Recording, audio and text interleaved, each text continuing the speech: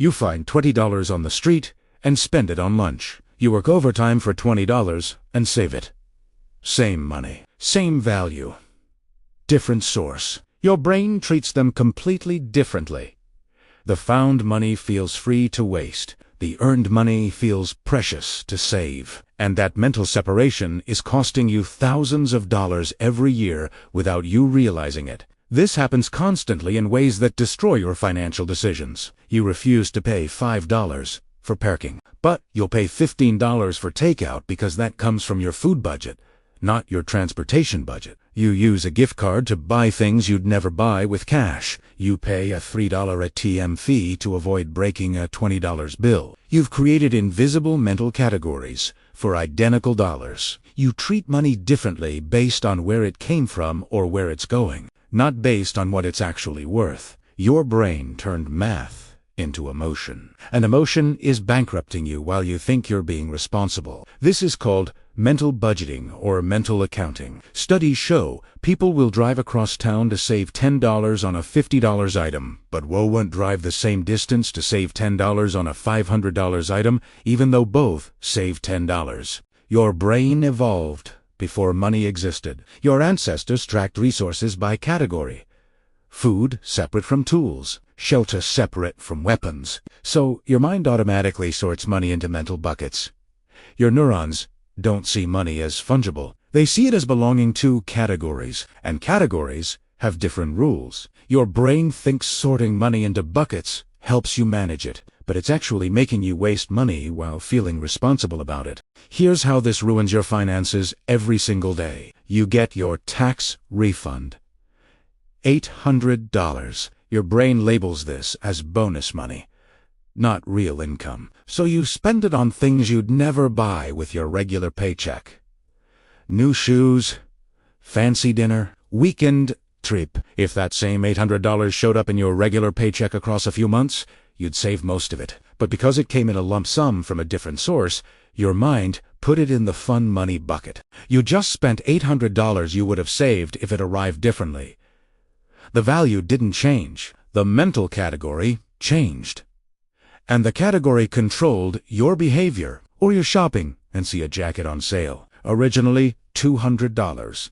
Now $120. You buy it even though you weren't planning to. Your brain coded this as saving $80, not spending $120. So it goes in your deals bucket, not your clothing budget. You will agonize for a week over spending $40 on a regular item because that comes from your actual budget. You just spent triple the money while feeling smarter about it. You didn't save $80. You spent $120 you weren't going to spend. But the mental category tricked you into thinking the transaction was a gain, not a cost. This is like trying to fill a bathtub with the drain open. The bias doesn't just make you miscategorize single purchases. It creates a cascade where your entire financial picture becomes disconnected from reality. You keep separate savings for vacation, emergency, and retirement. So you pay interest on credit card debt while having money in your savings account because your brain you and let you move money from the vacation bucket to pay off debt. That's insane math, but it makes perfect sense to your mental categories. You lose hundreds in interest to preserve invisible boundaries between identical dollars. You're optimizing categories instead of optimizing money. Each bucket follows its own rules. None of the rules talk to each other. You're managing 5 budgets instead of 1 bank account. A friend texted me about this yesterday without knowing what it was. Most people think this is about being organized or having a budget system, so they create more detailed budgets with more categories. But that's like solving a problem by making the problem more complex. The real issue isn't that you need better categories. It's that categories make you treat identical money as different money. A dollar is a dollar is a dollar. It doesn't matter if it came from your salary, a gift, a refund, or the couch cushions. It doesn't matter if you're spending it on food, fun, or bills. The value is the same.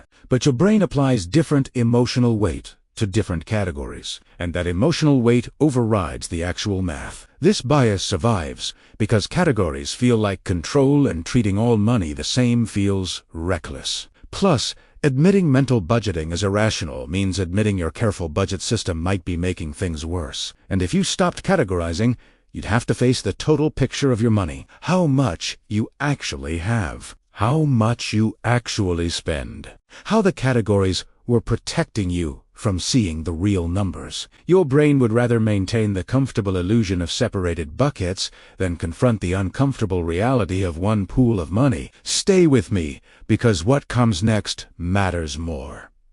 You're not managing different types of money. You're managing one pile of money with imaginary labels. That gift card isn't free money. It's your money that someone converted to store credit.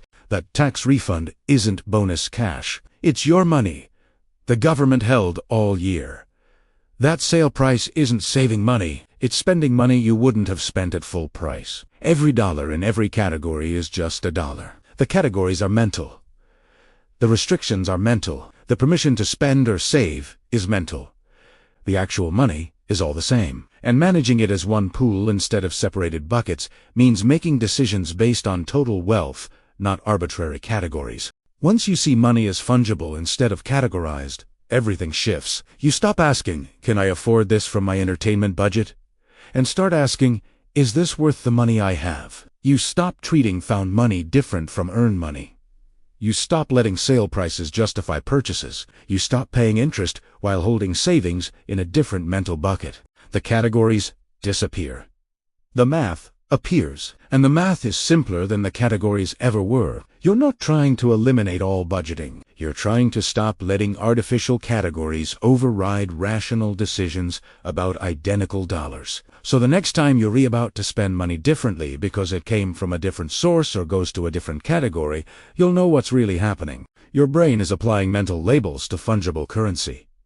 But now you can catch it. You can ask if this decision makes sense for your total money situation, not just this mental bucket. That awareness is everything. You're not trying to be careless with money. You're trying to stop being careful with imaginary categories while being careless with actual dollars. You started this video treating found money different from earned money. Now you know your brain creates mental categories that make you spend and save irrationally.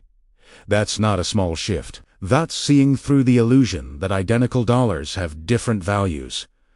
You started this video managing mental bucket. Now you know all money is the same money and the buckets are costing you. That's not a small shift. That's financial clarity. Watch this next video to learn the bias that's even more dangerous than this one.